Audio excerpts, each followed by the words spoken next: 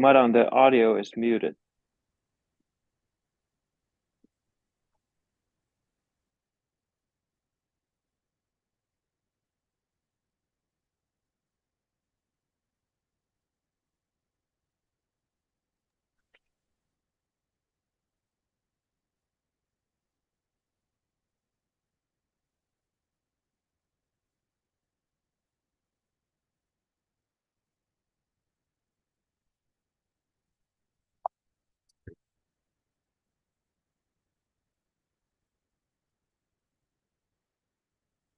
Can you hear us, Bernishna? Don't forget. Yes, loud and clear. Thank you. Okay. Is this supposed to be turned like that? No. Yeah. Okay. Good. Good evening.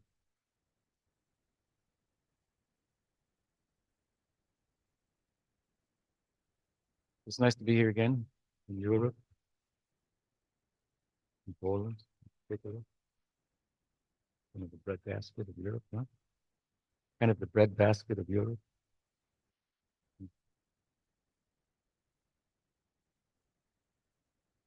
It's farmland here and all. And it's a special occasion in that we are celebrating the function of my edition of Bhagavad-Gita in the Polish language.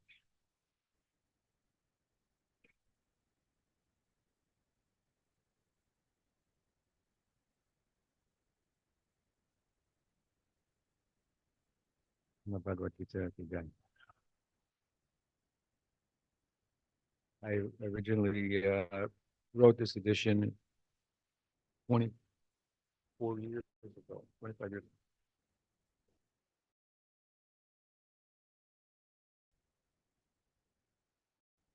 Might be the first English commentary in our Paribar, Bhakti-Vinod Paribar, since that book, my Guru Maharaj, which came out in 1970 something.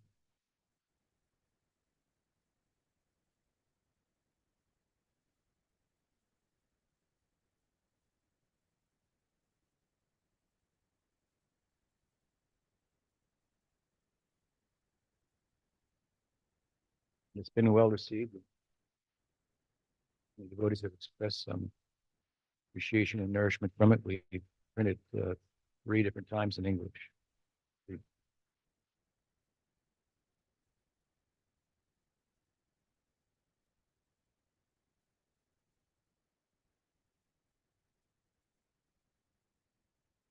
I'd like to have a little competition between English and the Polish edition.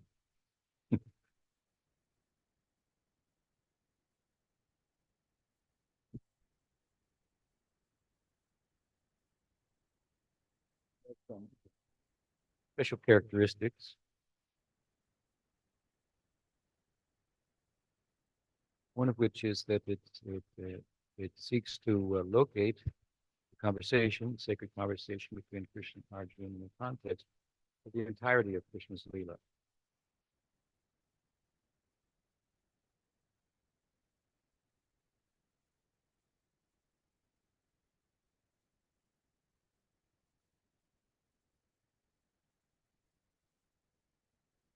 So, for example, I have raised the question that here Krishna is speaking to Arjuna at Kurukshetra about Dharma. Has he ever been to Kurukshetra before?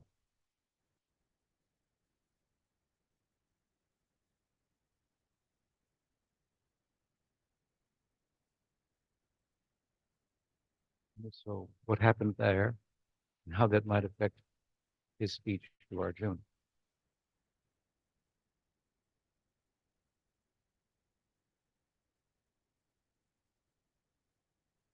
course, we know that Krishna was at Kurukshetra prior to the speaking of the Bhagavad-Gita, and it served as a reunion, if you will, with the inhabitants in Vrindavan.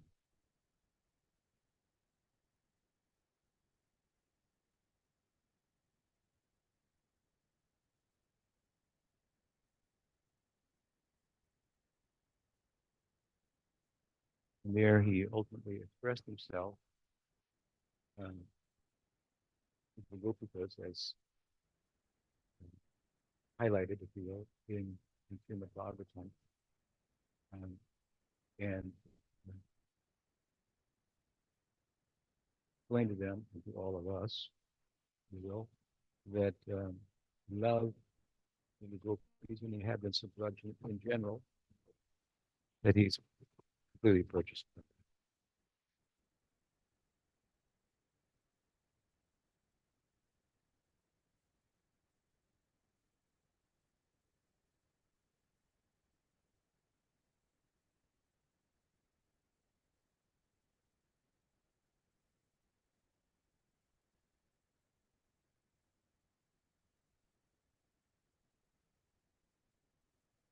Things like Mai Bhakti Bhutanam Mitratvaya Karupate. So many people approach me. People approach me for things. People approach me to get away from things. People approach me because I'm God. But the way that you've approached me, I'm completely captured.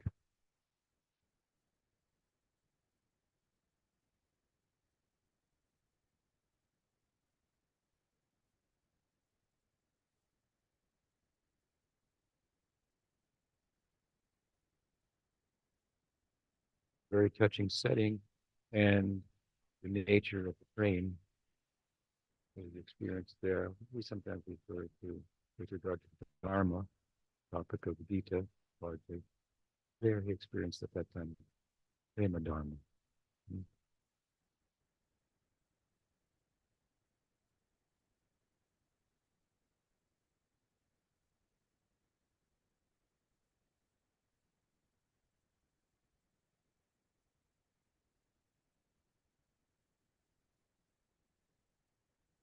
So if he's going to speak to Arjuna about Dharma, Dharma Kshetra Kurukshetra, right? The Gita begins like this. The place will have some effect, the remembrance. The place will serve as an udipana, for prema dharma, if you will, and it will inevitably, if not overtly, be found in the text of Bhagavad Gita.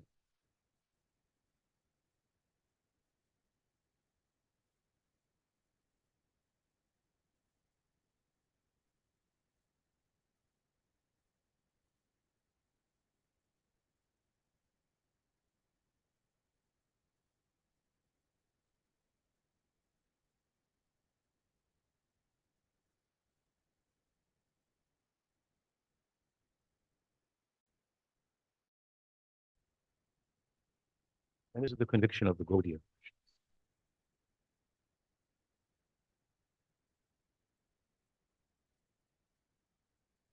No one flatters Krishna more than the Gaudiyas. And to love him is to know him. People may think we are drawing things, stretching things out of the Gita that aren't really there.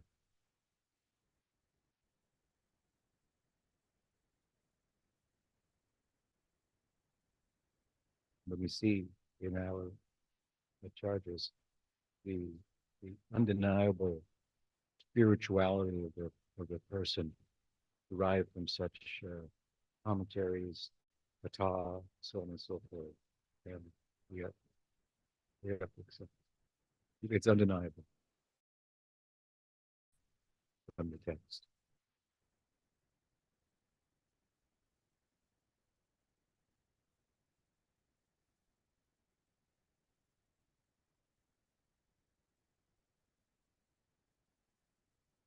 This is what the text is supposed to do to you if you actually read it.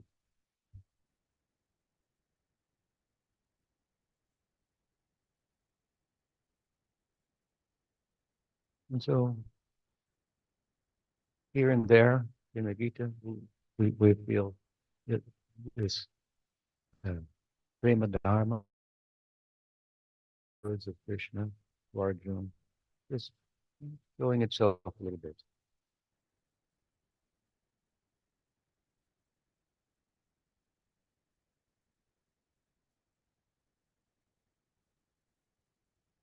in verses like Katayantaschama nityam pushyanti charamanti cha Machita madgata prana bodhayanta Katayantascha pushyanti cha ramanti cha. Krishna says, it's all about you.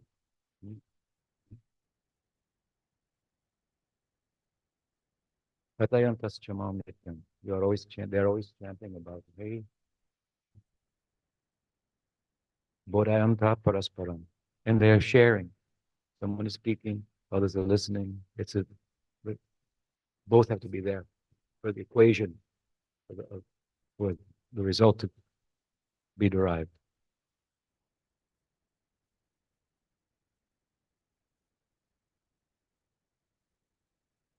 Katayantascha nityam pushyanti cha ramanti cha. In this way, always chanting about me, enlightening one another by speaking and hearing about me, they attain Samandarupa Bhakti or Kamanuga Bhakti. Tushanti cha, Amanti cha.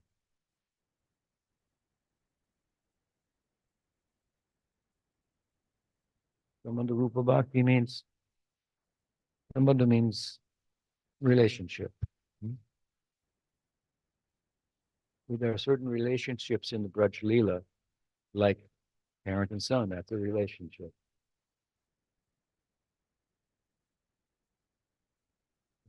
Servant and master. A special kind of dasya, however. In Vaikuntha, the dasyas. But in Braj, the dasya, they said, no, Nandu Maharaj, he is the very wealthy cowherd king.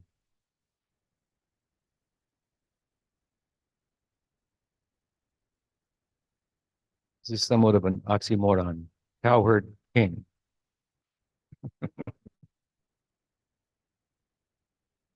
And his son, the cowherd prince.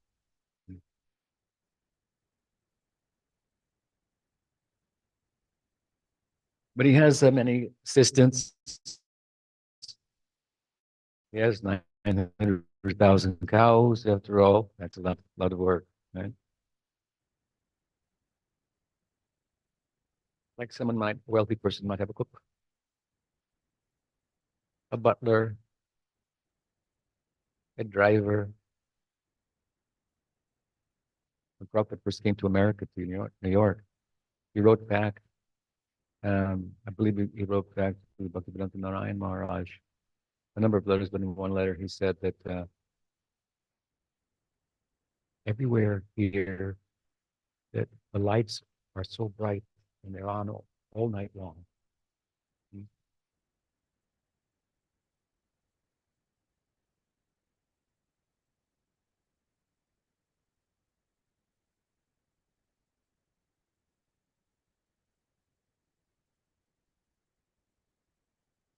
And everyone has a car, but no one has a driver. So they have a car, they have many things. We have a driver, a butler, or a waitress. So these servants, the Dasya Bhaktas in Braj, they're like this.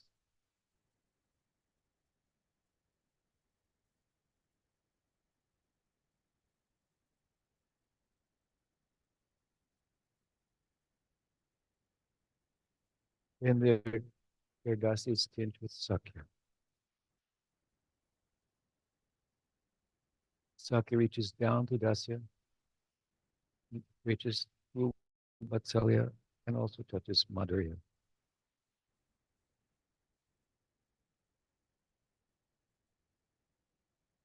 We have to talk a little bit about that because we're also celebrating publishing of another book.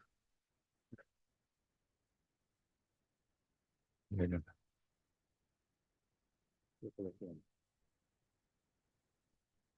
This is the story behind that. We'll try to get to a little bit of that going forward.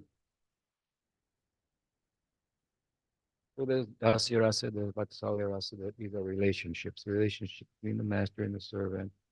In this case, Krishna is the cowherd king's son. He's a wealthy son. For the servants in the family, they also assist serving him.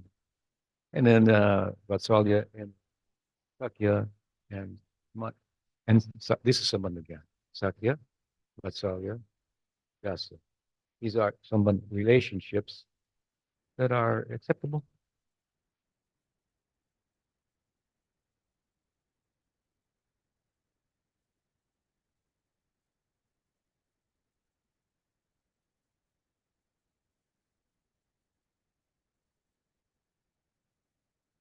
They are embodiments of Sambandha and the way to gain bhava, like that which they personify, is called the Sambandha Anuga, the division of Radhanu.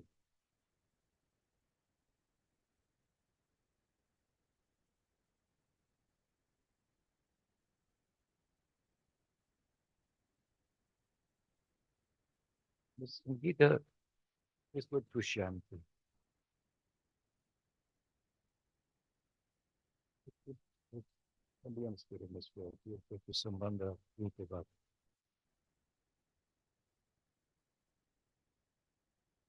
Tushyanti Cha, so Sambandha Rupa and Tushyanti Cha, Ramanji. Cha. So Ramanji means Kamanuga. Why is it not also considered Sambandhanuga? Don't the gopis have a relationship with Krishna? No.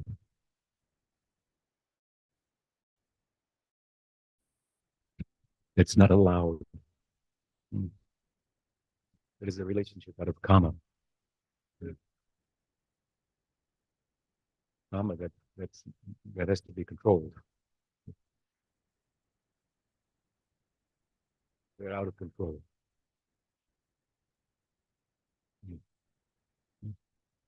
First, this is just the drama. Right? Of course, they have a relationship, but it's not a relationship that is acknowledged, acceptable.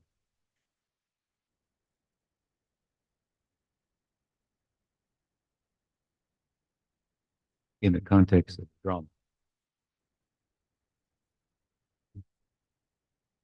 So in verses like this in the Gita, Ushanti cha Brahmanti, they attain such.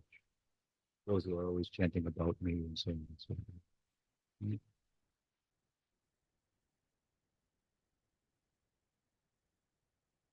Pujapad Sri Damars like to comment on the one of the most famous and concluding verses of the Gita, Sarvadharman Prityaja Mamekam Sharanam Vraj.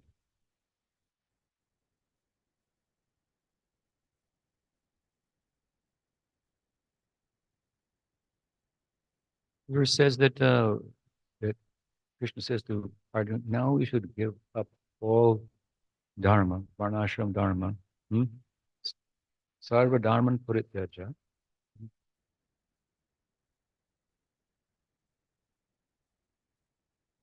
and also the pursuit of jnana, purityaja. Sarva dharma purityaja mam ekam sharanam. You should come, Raja, or go to accept me only. Mam ekam. No so many other gods and goddesses. We respect them, but we take shelter of him alone.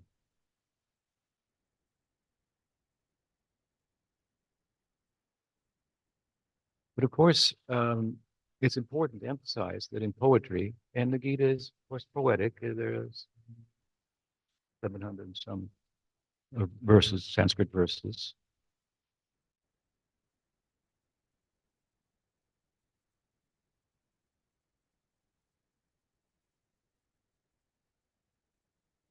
In poetry, it's in poetry or in song, for example, a point can be made through the language. Also in prose, a point can be made through the language. But the difference is that in poetry, we repeat it over and over again. Not the point.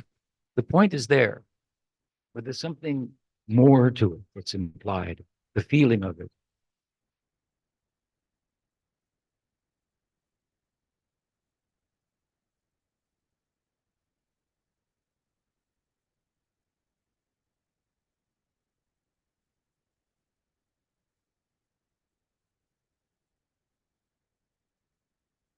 So something may be implied in the poetry or drawn from it. Just like sometimes people write songs, songwriters, and then other people listen to the songs and they find all kinds of meaning there. And even the songwriter goes, oh, could be. It's possible.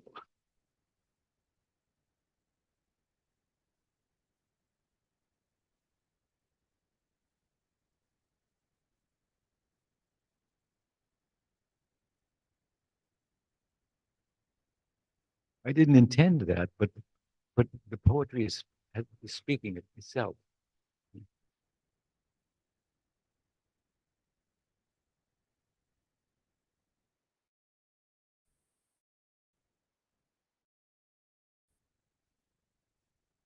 So, to the surprise of many people, we would conclude that poetry is the best language, if you will, or genre of, of literature to speak about ultimate reality, the nature of being, the truth.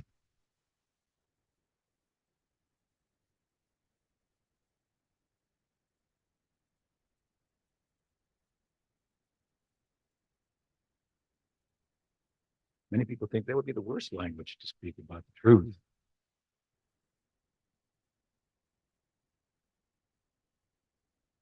We have to get beyond the feelings and get to the facts only.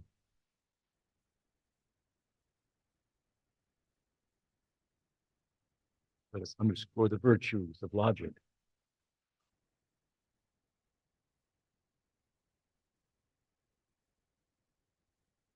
You'll never know everything by logic. Reality is bigger than our head. And actually, most people, even atheistic people, believe this, that there must be more than just their head. At least they act like that.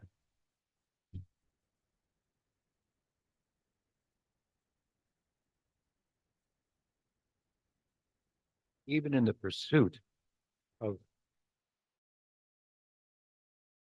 let's say, objectively, an atheistic perspective, they're seeking to demonstrate a truth that transcends, so to speak, that speaks to all of us. The form of religion, really.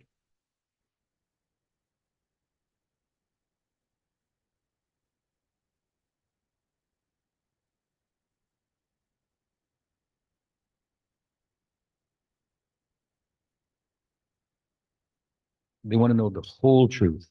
They come to the conclusion that the whole truth is that there is no truth, and they very much want to emphasize this point.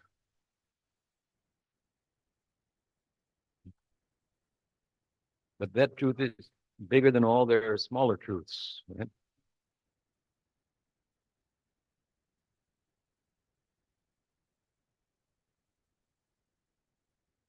It's bigger than humanity. This is just another form of religion.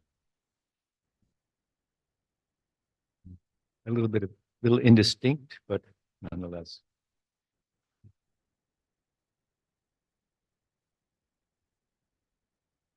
We sense as human beings that there is more to life than what we say in English meets the eye, and I would say, and mind. There's more to life than what meets the eye, what you can see, and what you can think.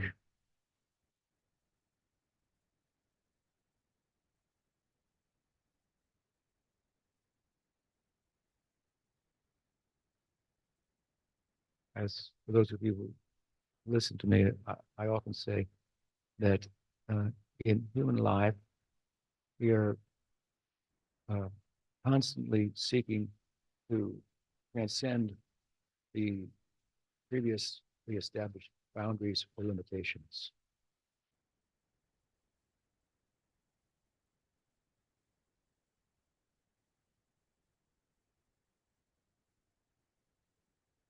We go faster, we go farther. uh,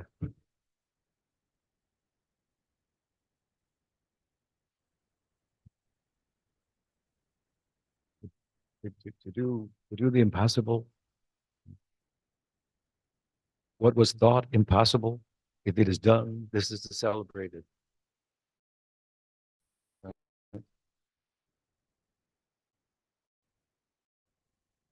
The ball from and it went in with 1 second impossible. It's celebration.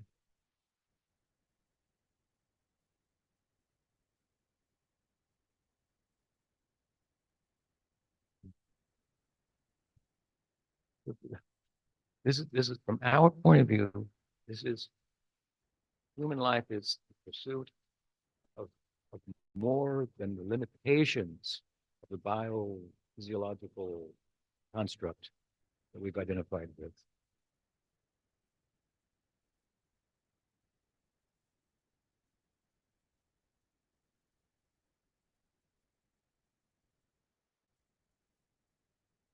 The more as you us, the more. Of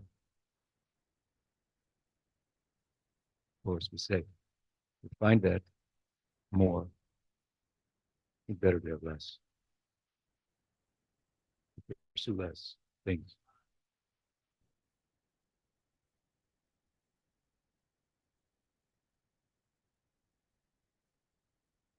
Less is more. Buddha Avatar Vijay. Zen Buddha Avatar Vijay.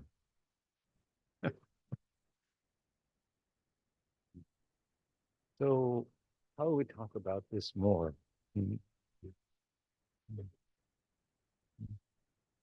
Yeah.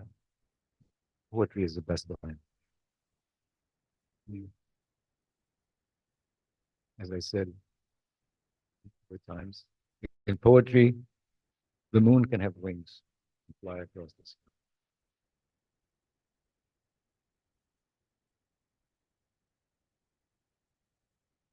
Is that real, or is that just your imagination? Or does our imagination have any limits? Napoleon used to say that impossible is a word in a fool's dictionary.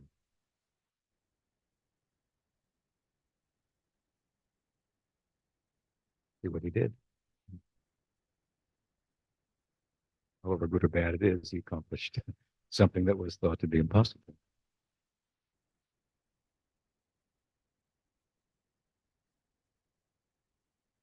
So Vedanta, sadhana, this comes to us.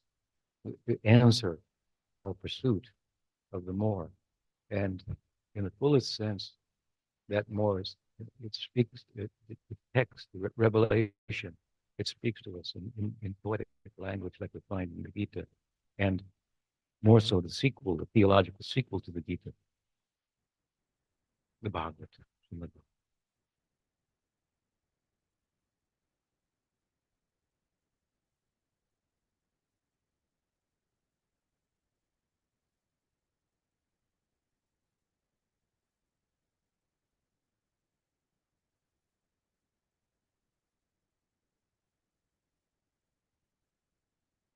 When Krishna said, Sarvadharman Prityaja, Mam Ekam Sharanam, Aham Tvam Sarvapapa Mokshayishami.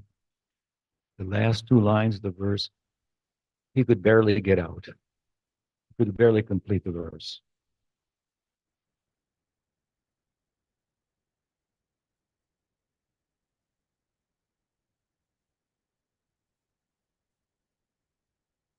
This is the feeling of Pujapat Sridhar Maharaj. The dhwani of the verse, an implied meaning. What does he mean here? when Krishna said the word Braja,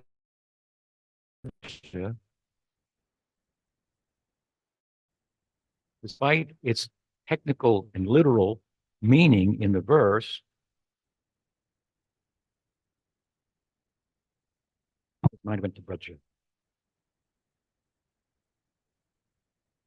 The verse says, give up all Varnash, give up the karma marg, give up the dhyan marg, worship of all the gods in the dharma marg, worship of yourself in the dhyan marg, give up all of this and come to take shelter. Come, go to, take, Raj means shelter of me alone. Raj means like that, come to me, take shelter of me.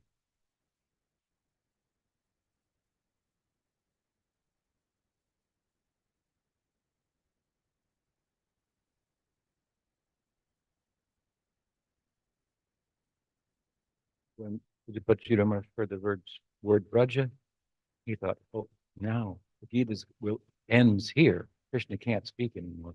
His mind has gone to Braj, and he has been stunned.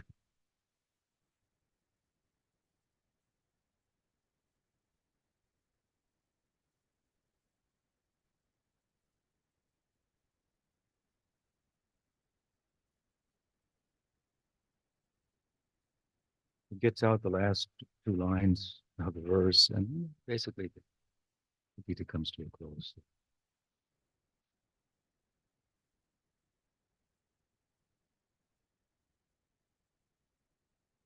And then the Bhagavatam begins. That's right where the Gita leaves off. Gita says, Sarva Dharman Prityaja Mamekam Sharanam. Bhagavatam begins. Dharma Projita Kaitavota. Paramoni.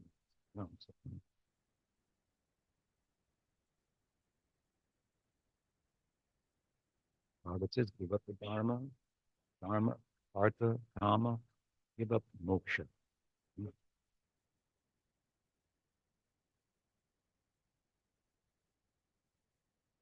This book is about praying. And if you want to become a premika, nirmat saranam, you must give up envy. Envy is the most unbecoming quality or emotion to be found in a devotee. There should be no place for that.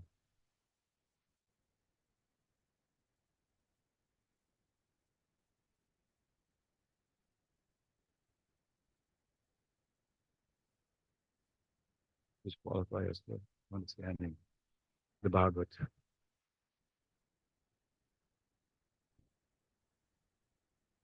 So, poetry. And in the poetry of the Gita, as I say, our Gaudiya Sampradaya finds meaning that other people think it's not really there. But the fact that it is there is evidenced in their person. The ecstasy that they personify, the lives that they exemplifies.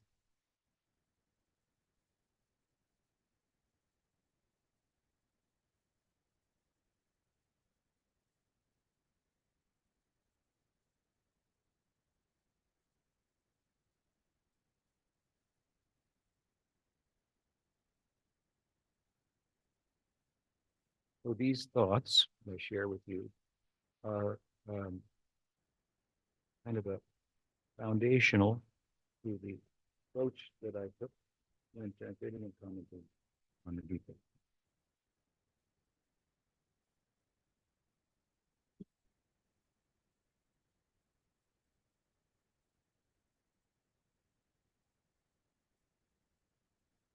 Therefore, Bhagavad-Gita, Jej, Filosofia e Emotion. Emotion. I don't know how it translates that well in the Polish, but in English, it's feeling, which we've been talking about, and it's philosophy.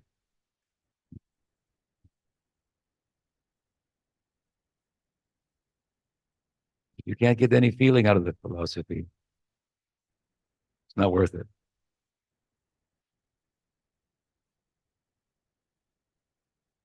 And if you get the feeling, people may say like they did, like Prakashananda Saraswati said about Chaitanya Mahaprabhu. What's wrong with him? He doesn't understand the philosophy.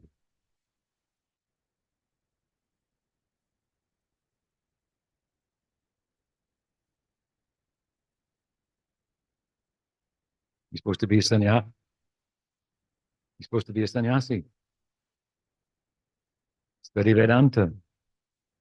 Aham Brahmasmi, Neti Neti, Tattvamasi.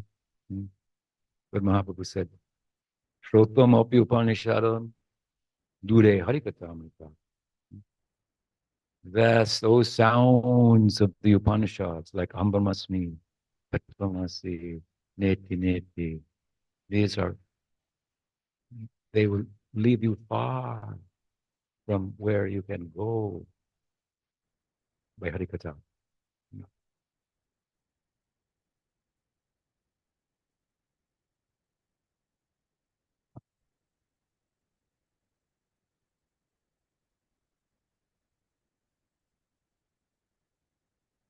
Shrotam, sounds, Shrotam, Upanishadam, the Upanishad, Dure, far from Harikatam.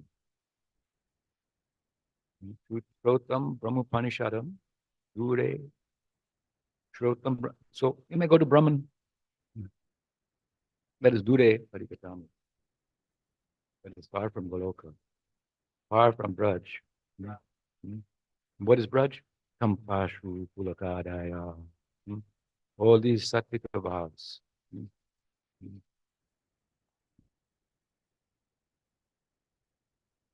Tears, revelation, passing out, Bhakti Rasa.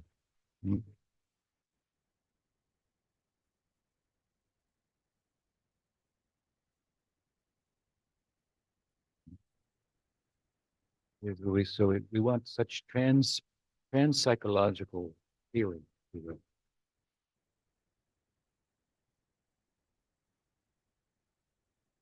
It arises out of the tattva philosophy, properly understood and applied.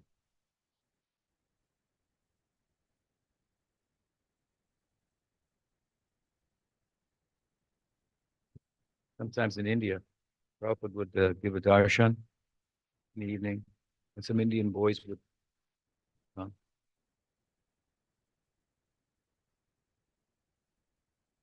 Some of us would be there. So after speaking, Prabhupada would look at one of the Indian boys and say, "So do you understand?"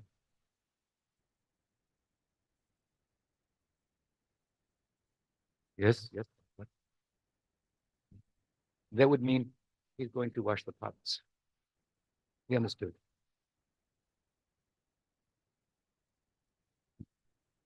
Understand? We understand. Right? So we don't want just to be philosopher. Right? Applied philosophy.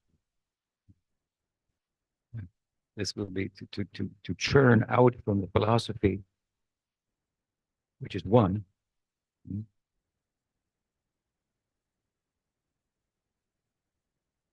abed, the Siddhanta, to churn out of that many differences. Dasya, Sakya, Vatsalya, Madhurya. This is, what does Bhagavatam say? Vadanti tat tat vidas tattvam yad jnanam advayam. Jnanam advayam. Our Vedanta is a school of non-duality.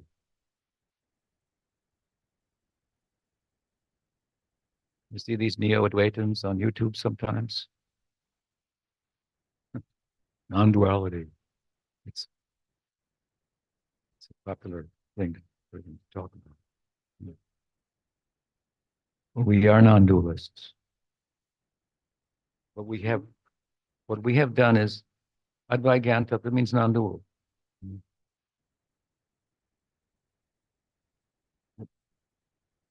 This is a verse from the beginning of the Bhagavatam that three of Jiva Goswami Sandarbhas arise out of this one verse. Vedanti tat tatvidas tatvam yad jnanam advaya rameti paramadmeti bhagavaniti shabdate.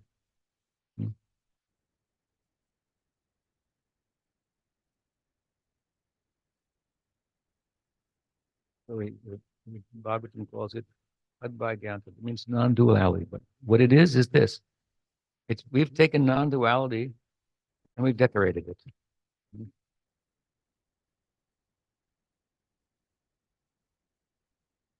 We've ornamented with non-duality. With variety of feelings, the bhed, the difference.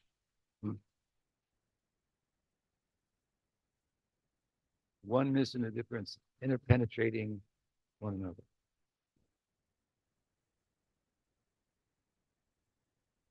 So it's a very beautiful form of non-duality.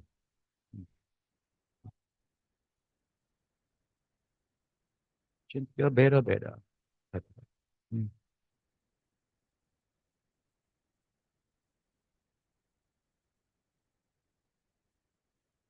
And as I mentioned, having said something about the Gita, I'll say something about the friends.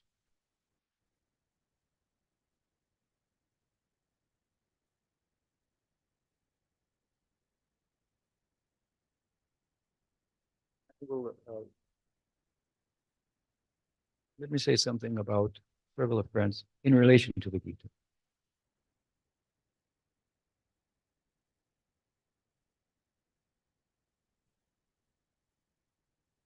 What is the most, we're talking about Bhakti Rasa.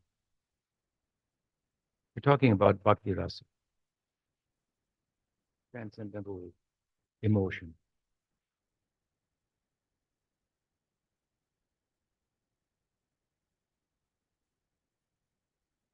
So the question is, where in the Gita do we find any particular Bhakti Rasa expressed? In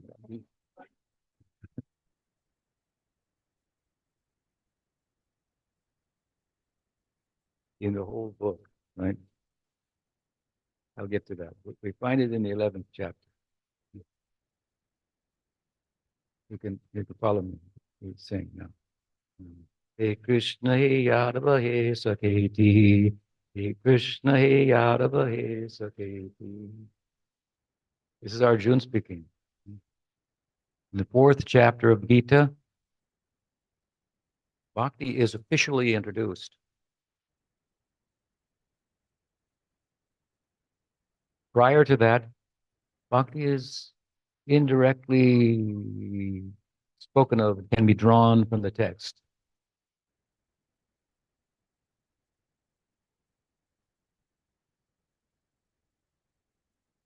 For example, when Krishna begins to speak about yoga in the second half of the 2nd chapter, Krishna first gives them Sambandha Gyan. You're not the body.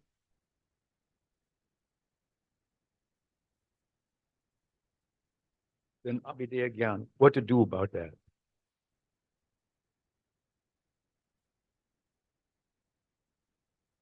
How to realize that? Right? That yoga. So maybe verse 39, the 2nd chapter, he begins to speak about yoga.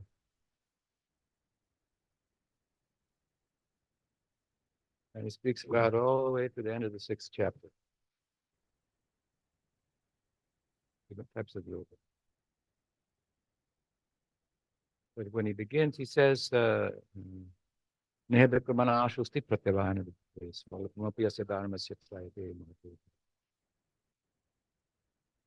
going to teach you about yoga. In this yoga, there's never any loss or diminution. Whatever is gained, that is eternal.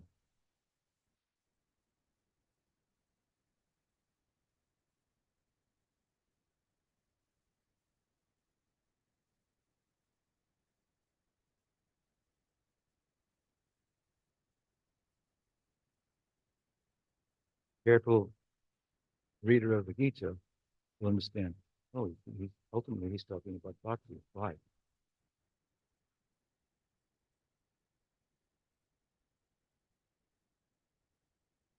Because although he will also talk about karma yoga, jnana yoga, dhyan yoga, or astanga yoga, these yogas are governed. Karma is governed by rajas. Of course, he's talking about nishkam karma, which is governed by sattva, and jnana and dhyan by sattva. But the results derived from something done under the influence of sattva guna are not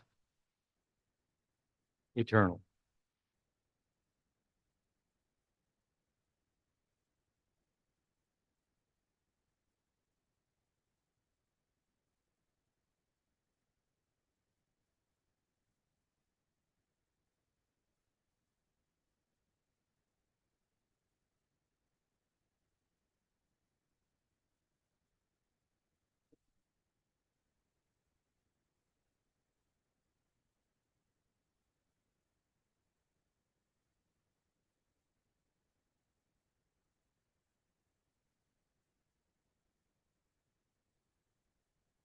Varnashram, that means the karma marga is governed by Rajaguna.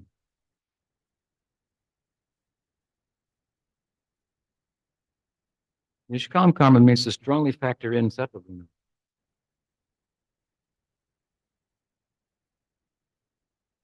Gyan and dhyan, this is under the influence of sattva.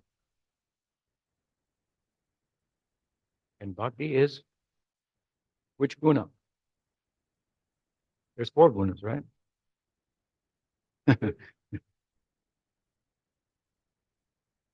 You're saying kama guna, rajaguna, sattva guna, nirguna. Nirguna bhakti. That is forever. And of course, at the end of his discourse on the Gita, he also he says, amongst all types of yoga, what does he say? Yoginam api sarvesham mandkatenam paratma padavan bhajate omam same uttamo. The yukta of yoga, the union of yoga that is uttam, the best, that is bhakti.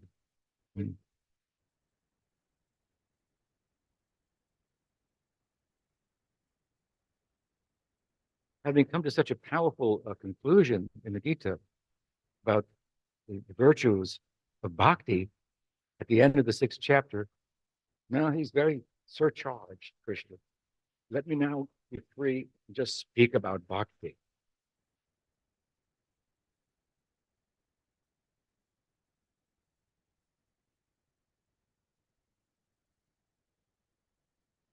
Some people say, I like the first 6 chapters of the Gita.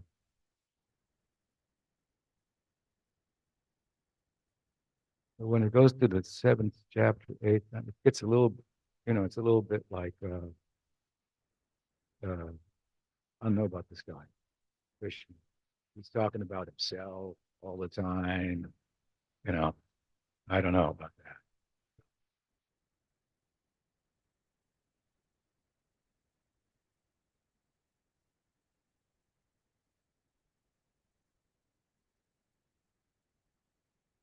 There was one popular yogi when I was young. He had a movement about, I think they call it transcendental meditation. He did a translation of the first 6 chapters of the Gita. That's all. Where, to understand bhakti in there, you have to look a little more closely.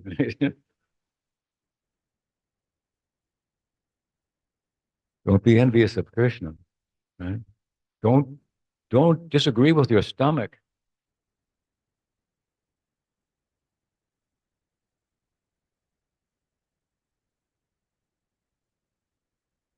No, I'm saying.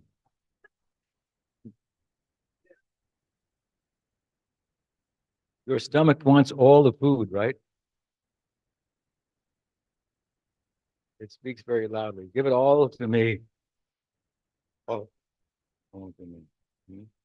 But when it goes there, then mystically it transfers the energy to everyone.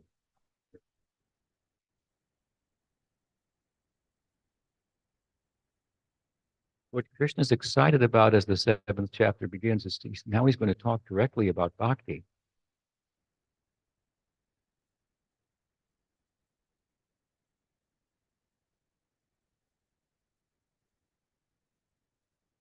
The only thing that gives Krishna pleasure is the pleasure of his devotees, nothing else.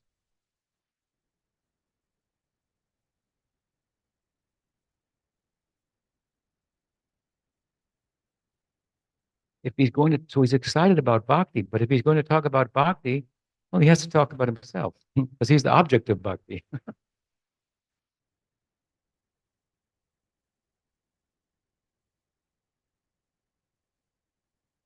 He's not egotistic. Very, very nice. So, so charming. Humble. So many wonderful qualities he has. So, while bhakti is overtly discussed in the middle 6 chapters, in the 4th chapter, the word comes, bhakti.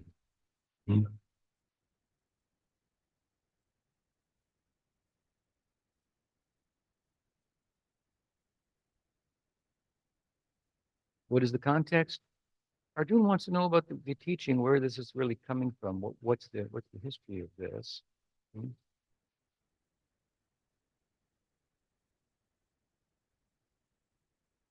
So Krishna takes the opportunity to give a short discourse at the onset of the 4th chapter on Avatar Tattva.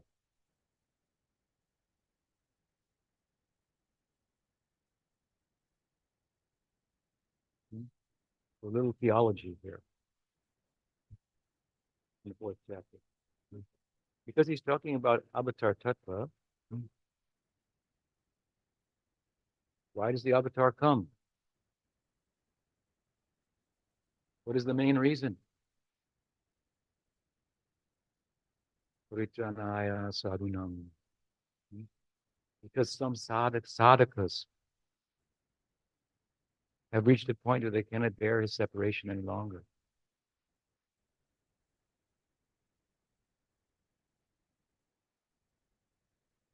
And so he cannot bear their separation any longer.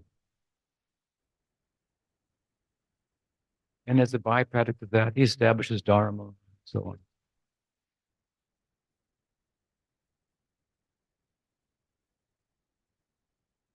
So he tells Arjuna,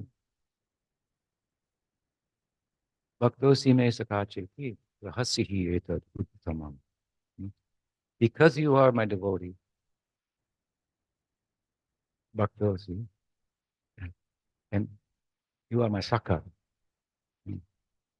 I am going to tell you this Rahasya Uttam, this very Uttam, supreme secret.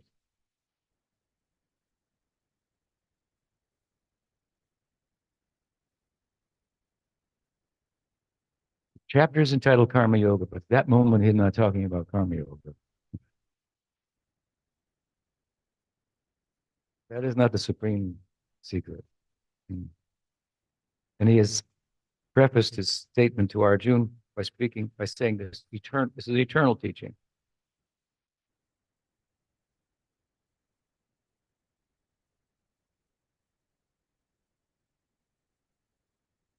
So this is very beautiful. We hear just something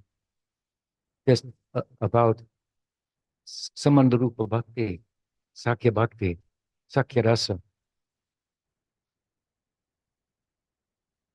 He says, you are my Saka.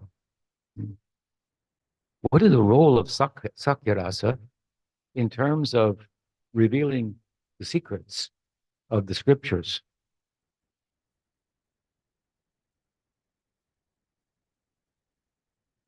It's huge. This is one example. It's a big example. How important of the form of revelation is the Bhagavad-Gita? It's just, you can't say enough about it. Who did Krishna speak it to?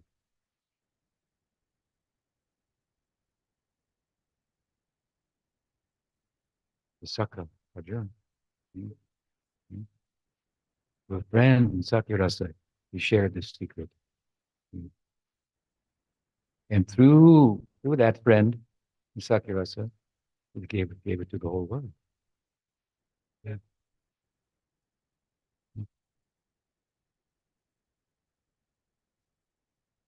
In the Bhagavatam, we have Bhagavad-Gita. 11th canto. It's very, very parallel to Bhagavad-Gita. Krishna speaking to Uddhava. Uddhava is a Dasya Bhakta whose Dasya is mixed with Sakya.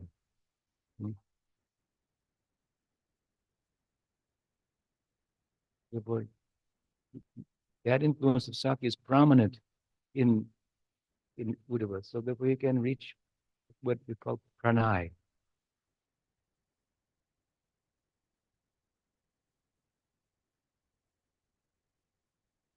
This pranay is when you don't see no difference between you and the object of love.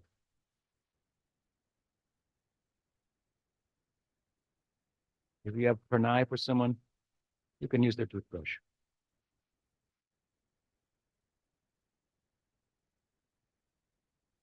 Without a second thought.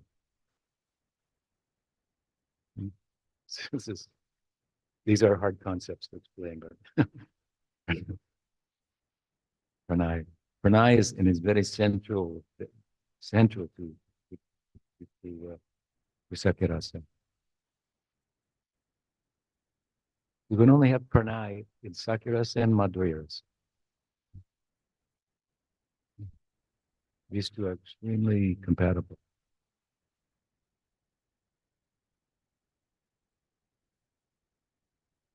It's another lecture.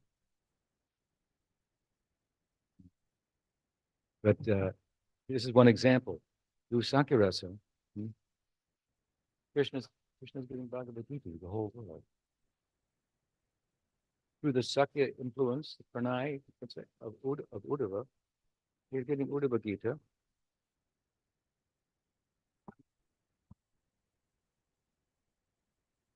When Uddhava was sent to Braj from Mathura, his pranay. Because friends, according to Gaudiya theology, in Bhakti Rasa,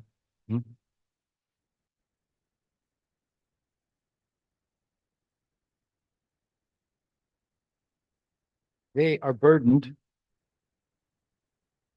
not only by their own separation from Krishna, when the Leela calls for that, when Krishna goes to the Mathura world. But when Krishna went to Mathura, his friends went with him until Kamsa was slain, and then they had to return to Vrindavan.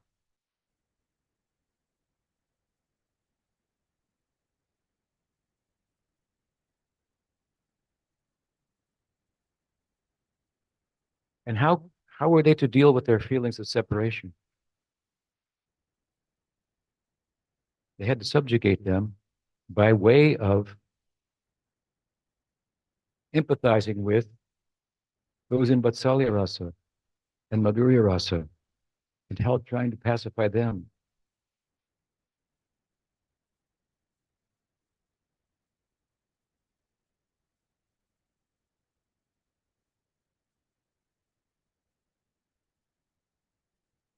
That's what friends are for. One of my students recently had a romantic breakup. It happens.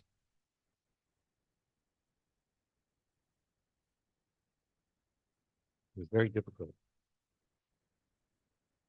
He said at that time he realized how important it is to have friends. A shoulder to cry on. Right? We all need, what's that called? Something? We all need someone to lean on, you know?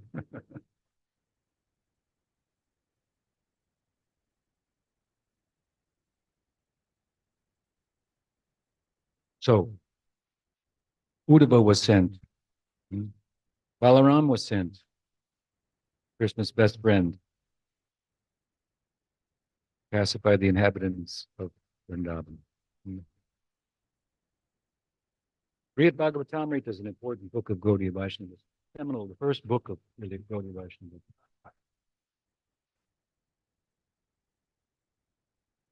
It consists of two cantos. First canto is about the most intimate expression of Bhakti Rasa, love.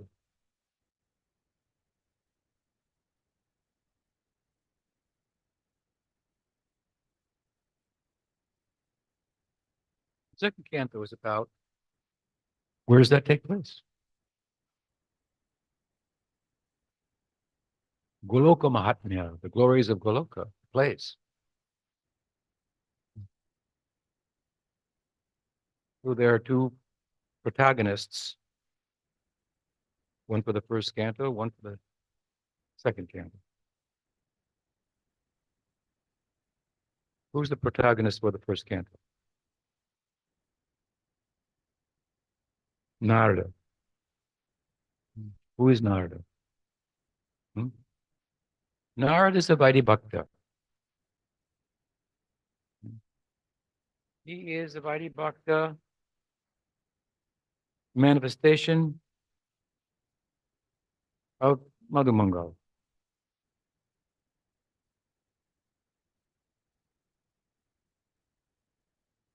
When Krishna goes to Mathura, or Krishna manifests his Leela in Dwarka,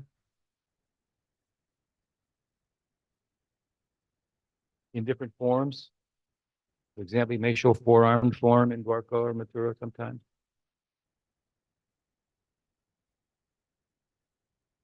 His eternal entourage comes with him. They expand in suitable forms.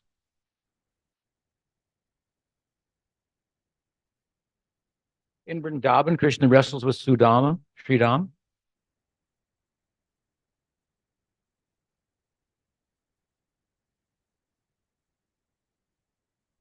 Difficult to defeat Sridham. He can only defeat Sridham by cheating. He will wrestle, and Sridham will pin him to the ground.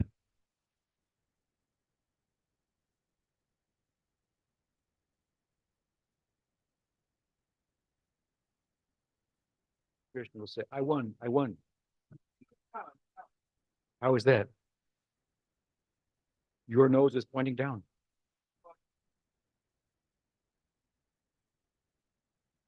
My face is pointing up. Ah, you can imagine what Sridham will call him.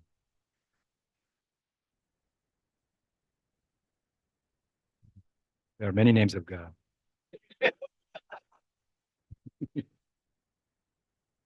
Hey Krishna, hey Yadava, hey Saketi. We have come to that. Right? What does Arjuna mean when he says that? Hmm?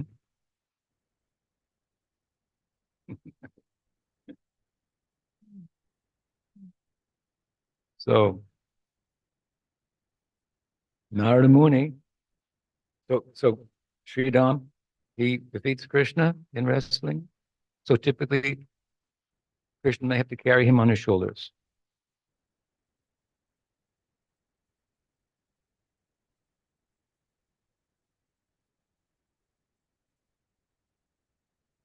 And Sanatana Goswami Prabhu tells us that in Dwarka, Sridham manifests as whew,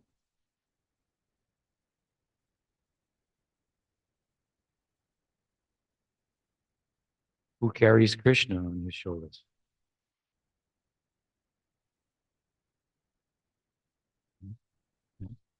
So paradigmatic, farcical Brahman is Madhu Mangal.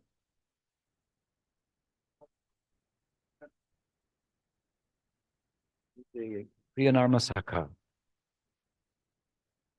a friend of Krishna who is tuned in to his romantic flight.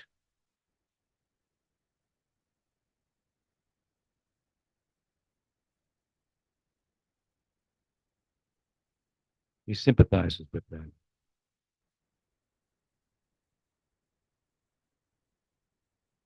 And his Vaidhi Bhakta expansion, that is Narad Muni.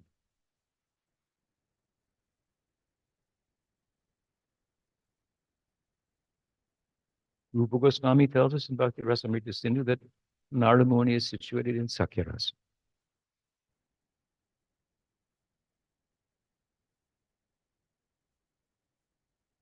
You know, he likes to joke.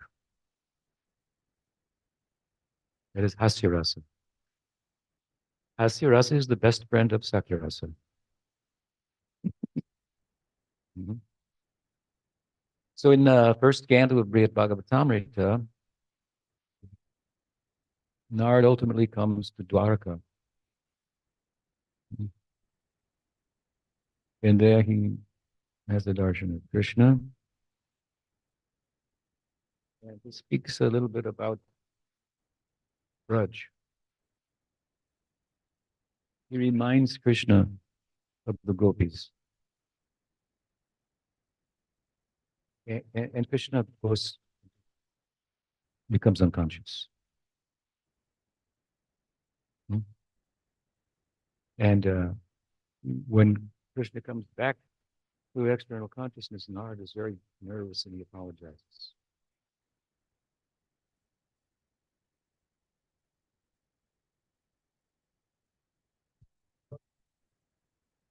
What does Krishna say to him? Garopakari smritida priyanam. Garopakar. Upakar means helper, friend.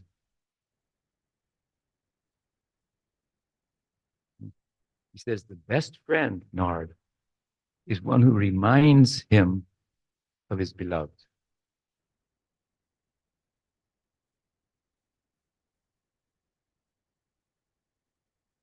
Don't think that you disturbed me when I went into a trance, lost external consciousness.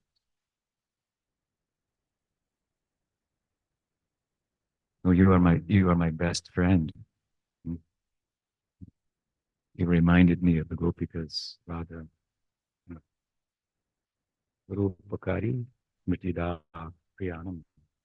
This is the Mahavakya of the first canto of the Brihad Bhagavatamrita. What is Narada Muni doing in that canto? What is Sakyarasa doing? It is showing the world the virtues of Madhura Rasa.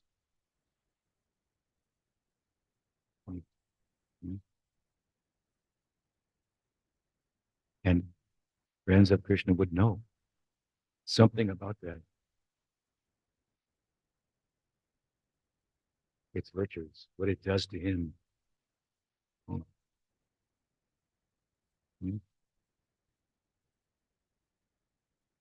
The love, their friend, and the bow to his lovers.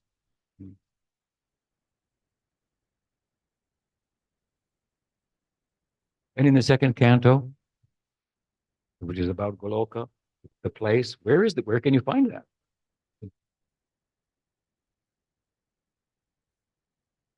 The protagonist is Gopakumar. And his student, whom he tells his story to, what is his name? The Brahmin from Mathura. Forget his name. Both of them, they are Priyanarmasakas. So again, through Sakyarasa, the virtues of Golok and of Gopi Bhav are being showcased, given to the world.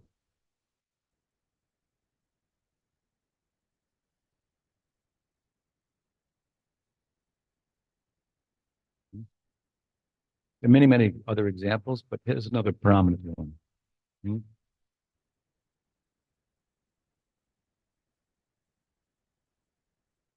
In the Braj Leela, Balaram cannot directly participate in Krishna's romantic life.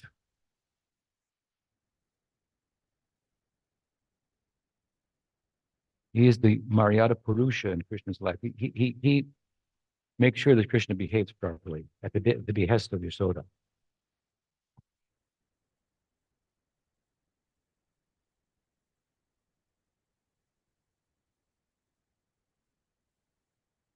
So, for example, when Krishna ate dirt, and this was reported by the other boys, Krishna denied it.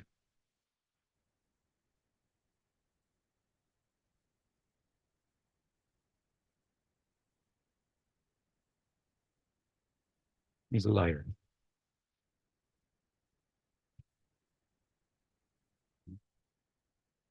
So, Mother Yasoda knows they're her son. So she said, well, Balaram,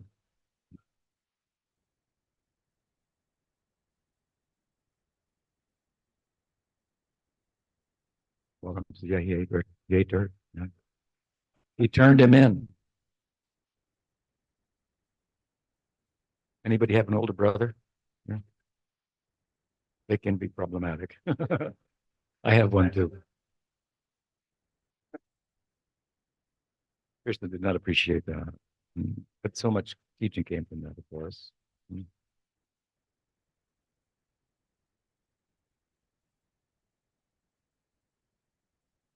From that came, for example, a Leela from which we can understand Achintya Veda Veda.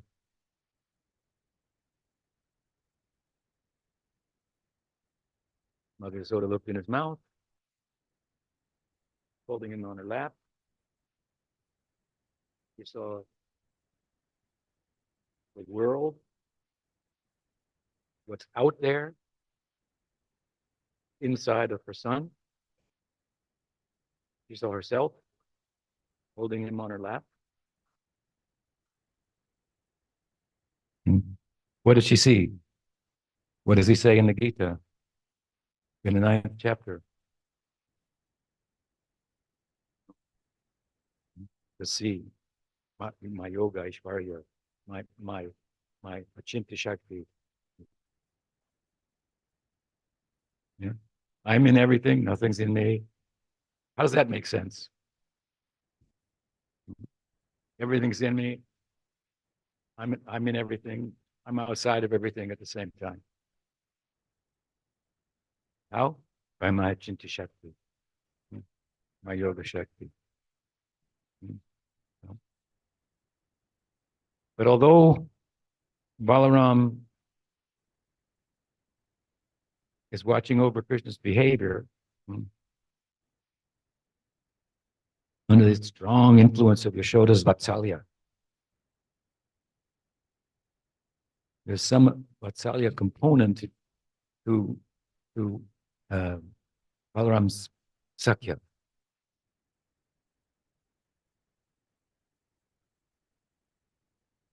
But although this is his position, do you think that he doesn't know that Krishna is eloping with the gopis?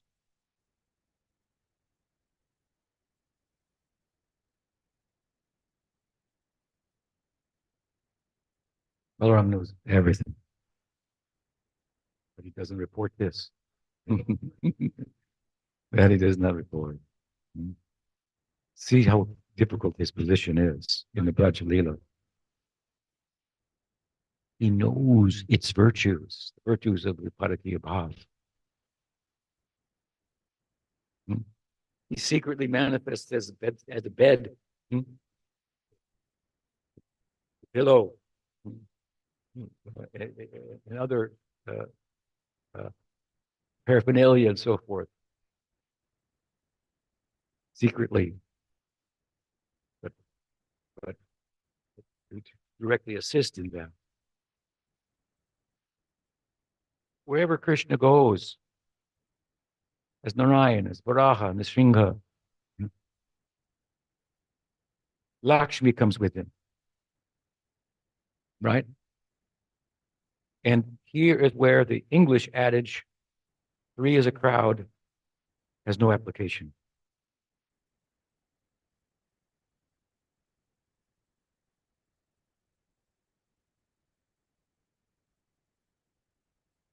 Because wherever Bhagavan goes, Krishna, Lakshmi goes,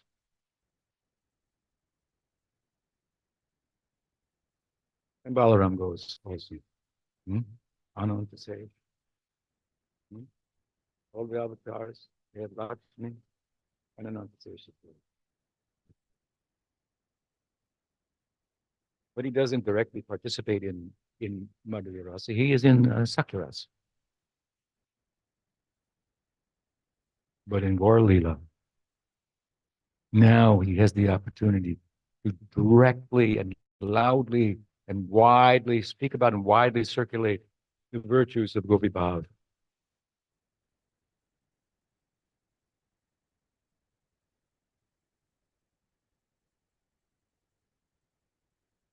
Therefore, Vrindavan Das Thakur says in Chaitanya Bhagavat, and Nityananda Prabhu, he gave Gopi Bhav to the world.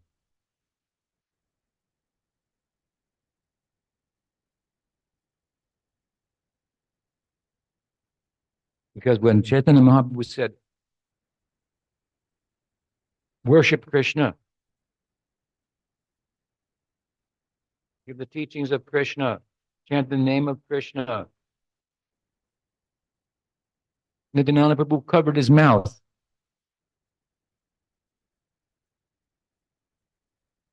You don't behave like this. And he said what? Bhaja Gauranga, Kaha Gauranga, Laha Gauranga Namure, Ye Jana Gauranga Bhaja Se Amar Pramre. He said, worship Gauranga, give the Siksha of Gauranga, chant the name of Gauranga. And if you do that, I'll be purchased by you. And a wonderful thing happened. What was that? Sampradaya arose. As Gaudiya Sampradaya. The predominating deities of which are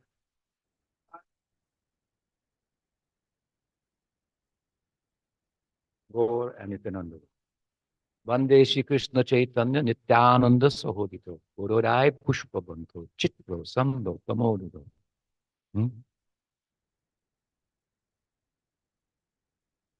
In Bengal, Nityananda Prabhu was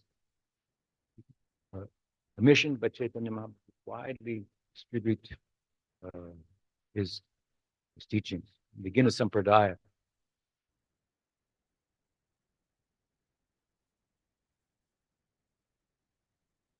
And so many Sakyaras lineages formed, coming from the Dwadasa Gopals who were appearing in Gaur Leela.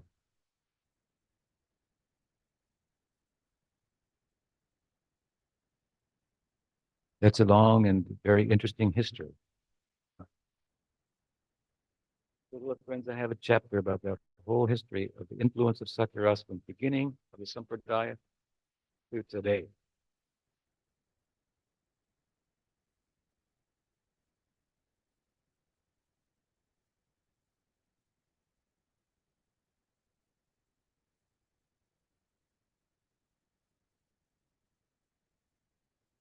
That it might not be lost by the influence of time.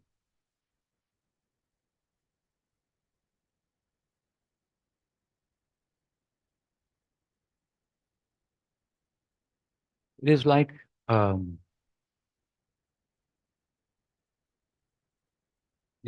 supporting role. You have a best actor, best actress, best leading actor, best leading actress. Then you have an Academy Award for best supporting role.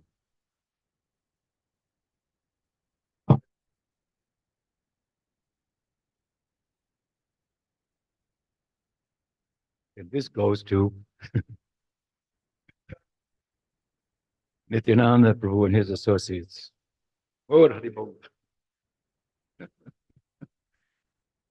Therefore, Narottam says, Henanitai Binai Bhai, Radha Krishna Prohibin. You want rasa? There's no rasa that does not pass through Nityananda Ram.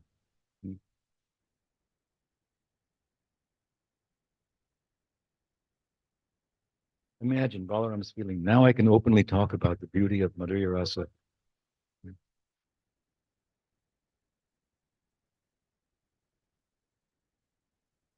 I can directly participate in it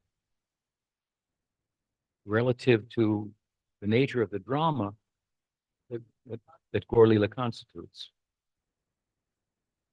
Not that he becomes a gopi, but he gets to glorify the virtues. Chaitanya Mahaprabhu's Gopi Bhav.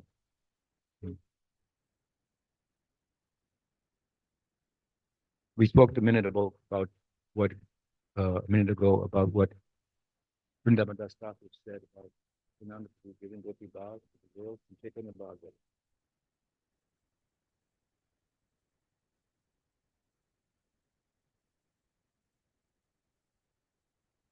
Vrindavan Das Thakur is the last initiated disciple of Nityananda Prabhu.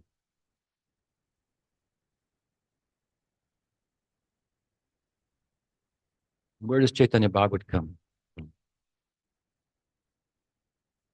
What does Vrindavan Das Thakur say? He says, Nityananda Prabhu, kicking out the Paramatma, became the antaryami of my heart.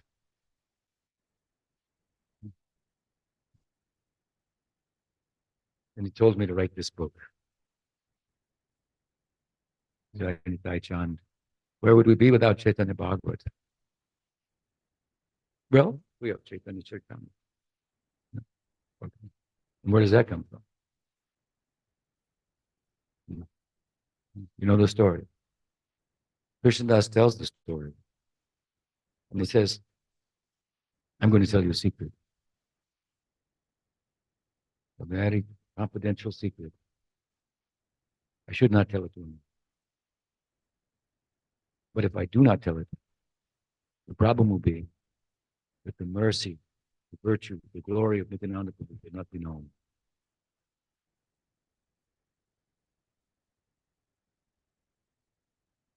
So I will cast caution to the wind.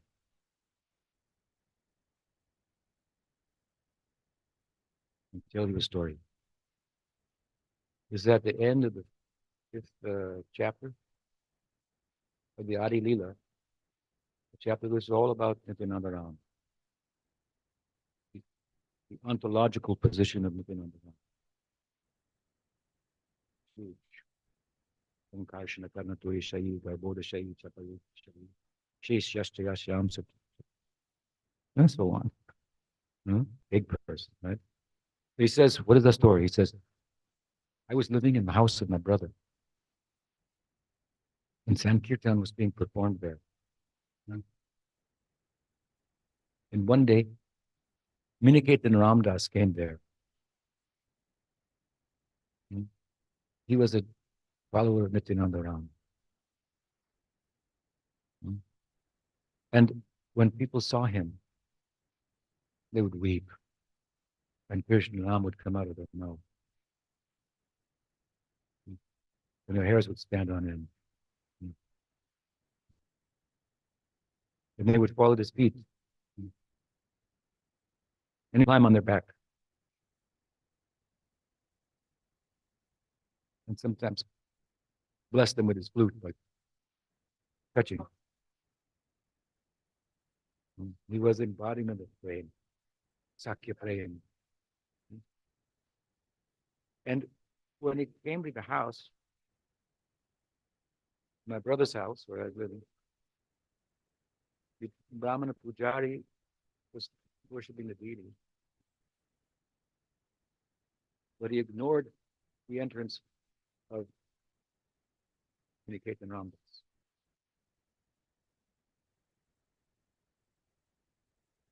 And Krishnadas said, that time I could understand. In my brother, in his house, they do not understand Nityananda Prabhu.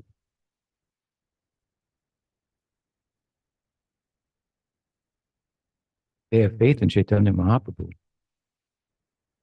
but he has no faith in Nityananda Prabhu.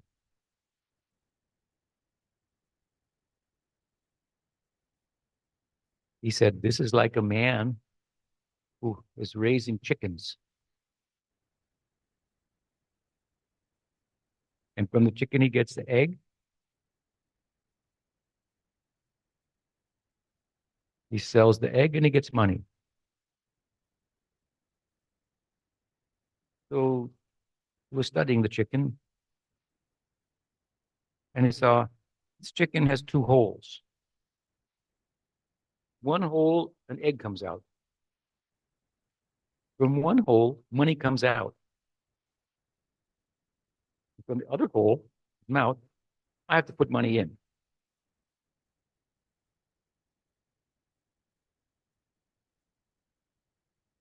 So I would be very smart. I'm very logical, mathematical. I would cut off his head. There'll be only one hole. This is how he characterized faith in Chaitanya Mahaprabhu that did not have faith in Nityananda Prabhu. So many times, again and again, Chaitanya Mahaprabhu stopped everything, point out to all of his devotees the importance of Nityananda Prabhu.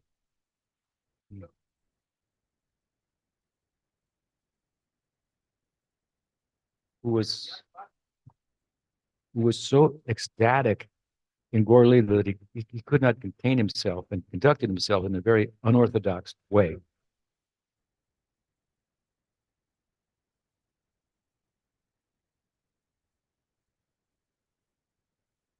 At this point, Krishnadas Kaviraj Goswami said, at that moment, I left my house.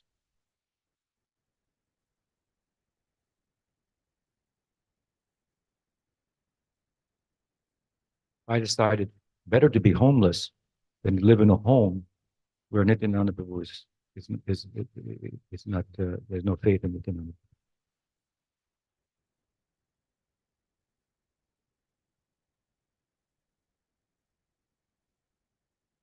And somewhere he laid himself down underneath a tree to rest in the night.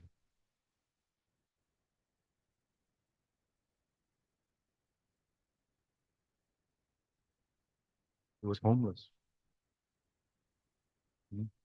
And Nityananda Ram came to him in a dream with his associates. They were dressed like cowherd boys. And Nityananda went, Krishna, Krishna, Krishna. And he told me, Krishna Das, go to Vrindavan.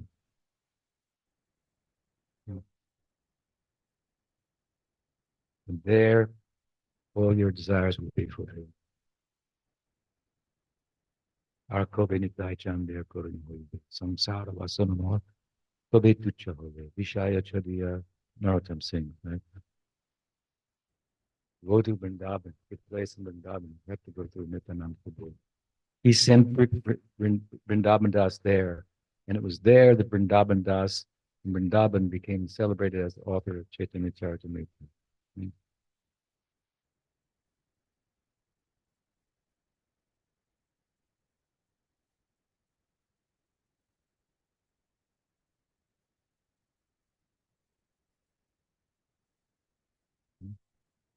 He basically said, you go to Vrindavan, you'll find a home. Where is that home? Is it in the heart of every Gaudiya Vaishnava? A home for Krishnadas Kaviraj Goswami.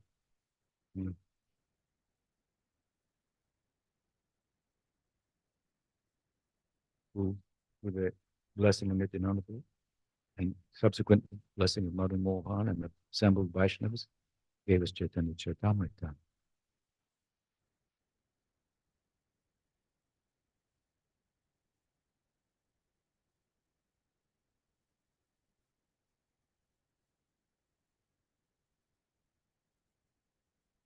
What about Bhagavatam? We have Bhagavatam in 18,000 verses. How do we get it?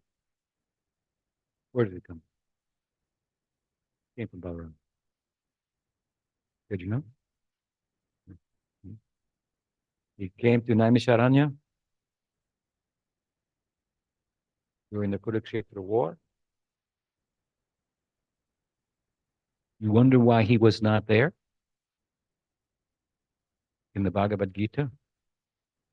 Because he was working on the sequel to the Bhagavad-Gita. Srimad Bhagavatam. He's one step ahead, you see. He went to Naimisharanya and he situated an appropriate person, a qualified person, to sit on the asana and speak Srimad Bhagavatam. Naimishe nimishacheti vishaya sunakadaya. Right?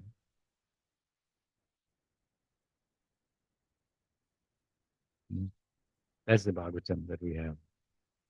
See how qualified was Sutta Goswami when he begins to speak. What does he say? How he speaks about his Sikha Guru. Who is his Sikha Guru? Sukadeva Goswami. Right? How he glorifies. Again, I'm older now. I can't remember all the verses, but very beautiful. Karunayaha Purana Guhyam. That Sutta Goswami who spoke this Purana to the Raj Parikshit out of compassion. It means out of an overflow, not because to get anything. He didn't need anything. Karunayaha Purana Guhyam. With the heart full of compassion, overflowed.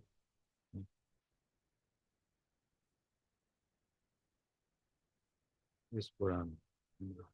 He left home, went to the forest, and so on. There are more examples. What am I talking about? The role of Bhakti Rasa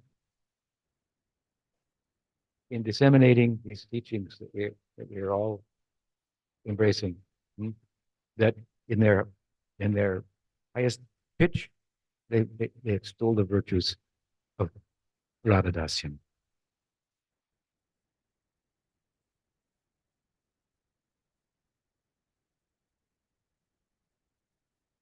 There's a hero and a heroine in a love story. The hero has a best friend. He's also married, but his wife doesn't have a big role.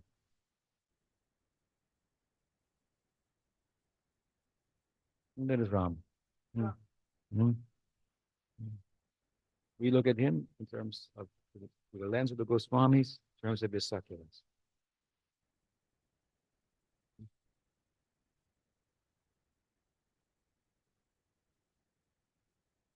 And here we find Bhagavad-Gita as we began this part of the discussion. No one's getting a little long, but it was given to us through Sakirasa. Bhaktosime sakha cheti rahasya hi etaduttam. Because you are my devotee, of course. And what kind of devotee? You are in Sakirasa. Therefore, I can say something confidential to you. Dasiras, we cannot say the confidential things that we can talk about in Sakyaras.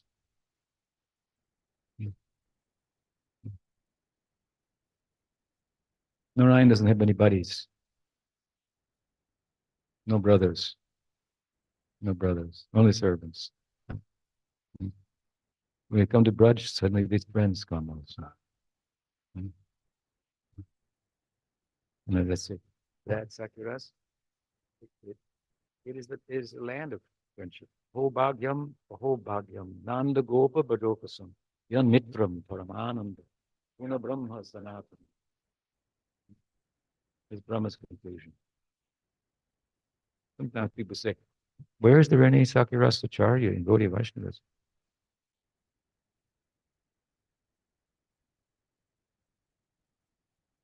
Bless their hearts.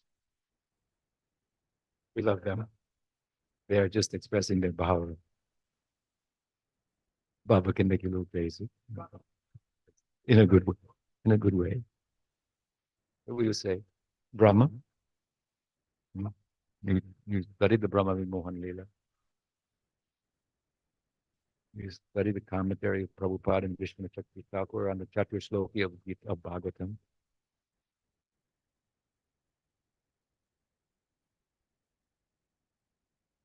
We find this particular Brahma is in pursuing Sattvaras.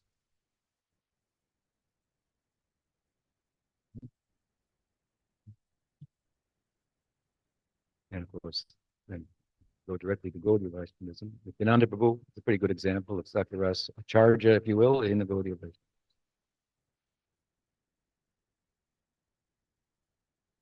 So it has its place, right?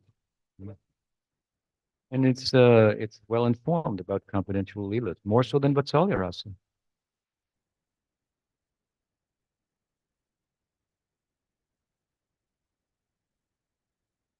You judge for yourself. How much does Yashoda know about the Parikya Bhava? How much does Tubal know? Rupa Goswami said there's no limit to what Tubal knows about Sattvaras. He says that in Udbal Nirman. There's no limit to what he knows. And later in another book, I don't recall the name, he makes a prayer to Subal. He says, "O Subal, you know Radha and Krishna intimately. Please introduce me to them. Say something about me to them." He's speaking in the Bhava of the Sadhaka.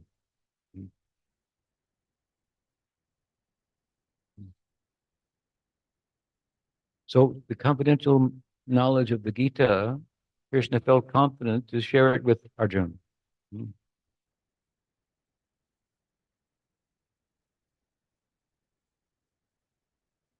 later in the Gita, in the 11th chapter, right, when Krishna showed his Virata Rupa, his universal form,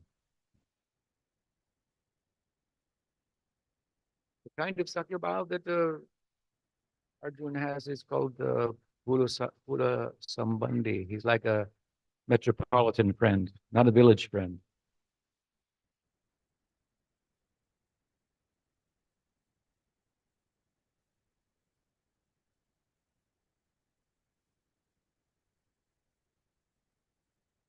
The more the civilization is built up, the more people are separated from one another. In the village, everybody is more dependent upon one another.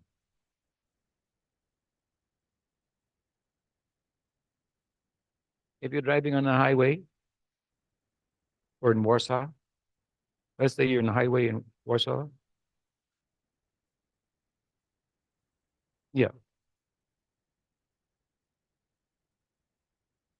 And you get a flat tire. People just driving by. In the village, you get a flat tire. It's an event. Let me fix your tire. And why don't you come have some lunch? You see, this is the Brajalila. So Arjuna is the best friend in the metropolitan Leelas of Krishna.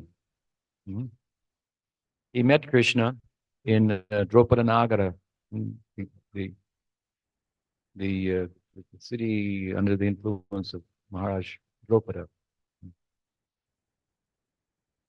There, he and his brothers were staying in a potter's, man who makes pottery, house.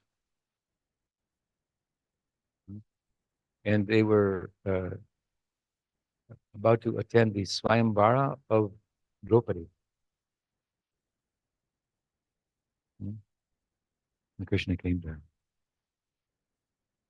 And he went to the potter's house. He said, "You must be the Pandavas."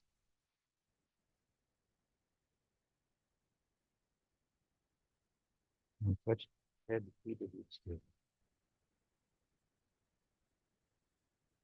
And Balaram was with him. Bhagavan did the same. What kind of relationship did Pandavas have with Krishna? This is when they first met him.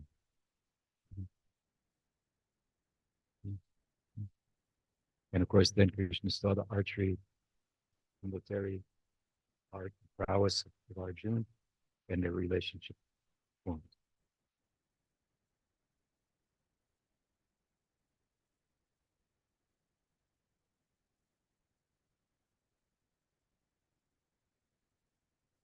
This is called siddhi. It's a kind of union that complements the separation of utkantita.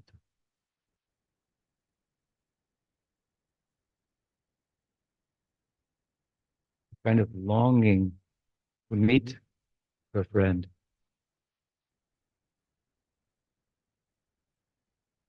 The person you feel the friendly feelings for, having heard about him.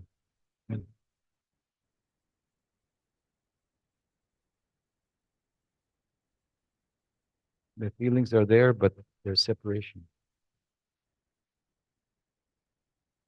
Like Purvarada, Bhakti Rasa. So this began the eternal, if you will, in the context of the Bhakat Lila relationship of friendship between Krishna and Arjuna.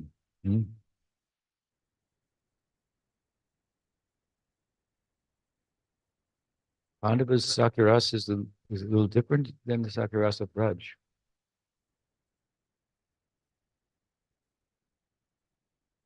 Which is more intimate.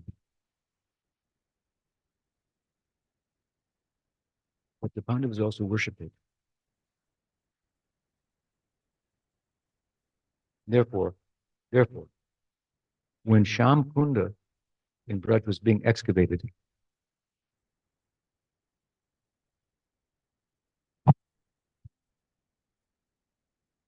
in the time of the Goswamis,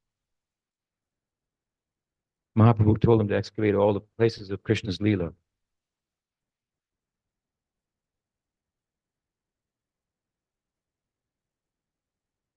With the patronage of kings, they developed, for example, Radha Kunda as you know it today, Sham Kunda. Right?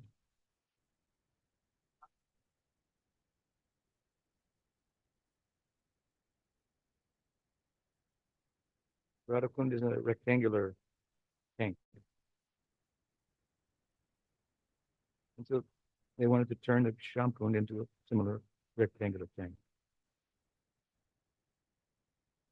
But there were some trees, 5 trees in the corner. They had to take those trees down in order to make it rectangular.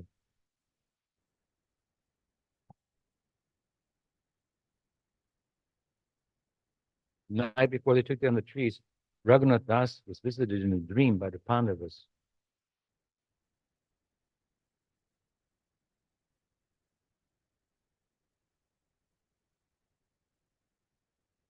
They said, "Don't cut us down. We're staying here at Sham Kunda in this form."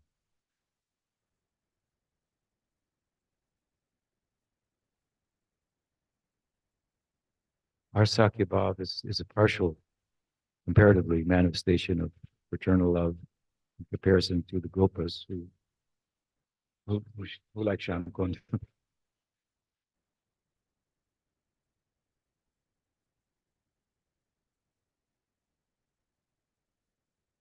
So the Sham Kunda was made into a triangle instead of a rectangle to keep the trees.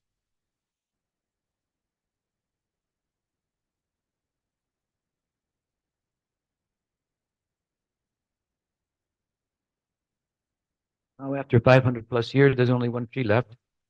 It flowers every year. It's an Ashok tree. Ashok means Ashok. No suffering, no anxiety.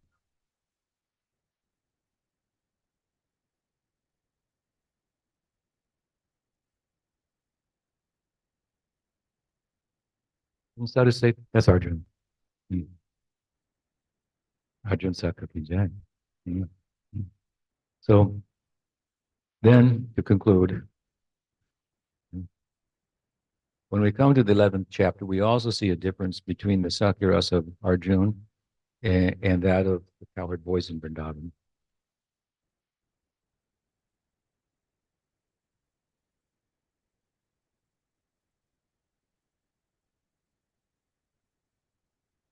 That difference is that in the face of Krishna manifesting his Aishvarya, his godliness, his majesty,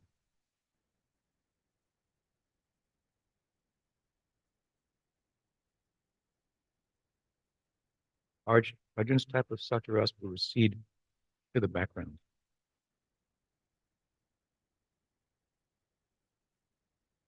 This doesn't happen in Braj. When Krishna lifted the Govardhan hill, the coward boys didn't say, "Oh my God." They said, "I think he needs some help." But they were helping him to lift up the hill. This is but when Arjun had that experience, then he felt, "Oh my God."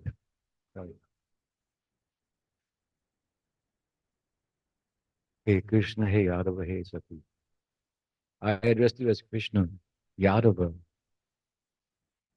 Sakha. Hmm? And I sat with you on the bed, we lied together. And all these names that he mentions in the context of this verse, the very soft forms of names with the derogatory connotation.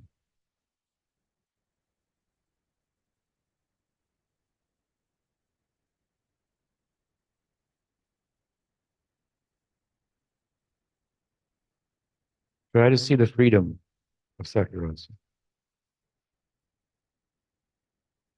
As I said, Krishna has many names. What kind of names those boys in Braj will call him? Very, very, very insulting.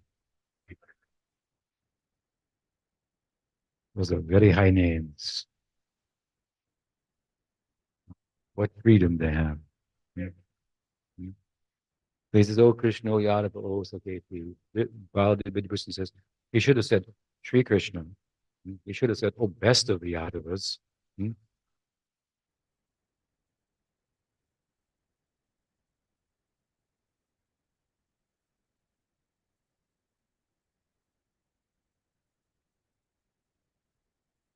But at the time, he was not thinking that in the freedom of Sakyarasa. And he called him a Krishna. You are Krishna, you are a Yadava. And I'm a Puru. And I'm a king. You're the unknown member of the Yadus. The Yadus and the Purus, they come from Yayati. You have Yadu Maharaj and Puru Maharaj, the two lineages.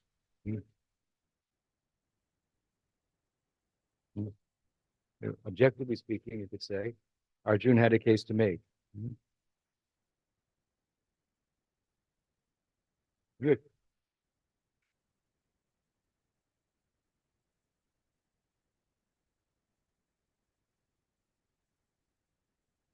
You're nothing compared to me.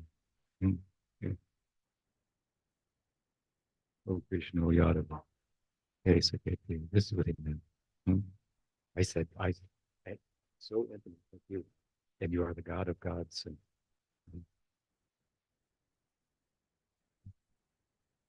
so they're very beautiful if we understand it properly. And this is the place in Bhagavad-Gita where Bhakti Rasa is showcased. It's hinted at here. It's pointed that there's such an ideal with a particular form of it, and the freedom that it affords us to associate with the Godhead. It comes from this found in.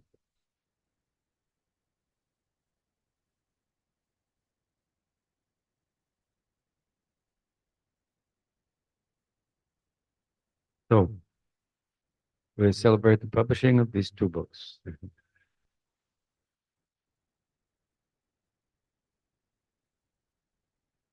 appreciate your patience and time. It's a warm night. long talk, a little complicated. And some of you have more experience, so you will understand everything pretty well. And for some of you, for you, some it may be too low, and some may be too high.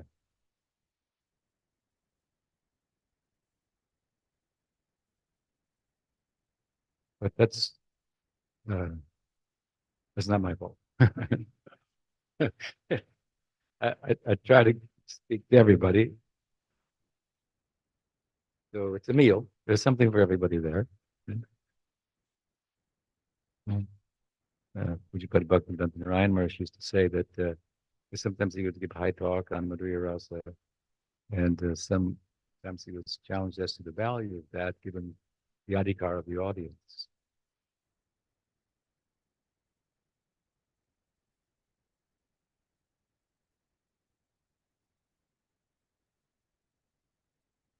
He said these topics are like ghee. If a person is very sick with dysentery, then she cannot eat anything.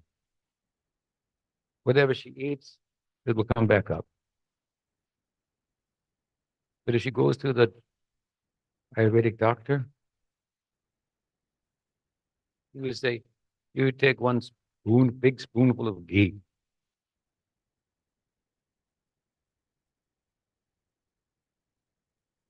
He says, I will never be able to keep that down. They're so rich.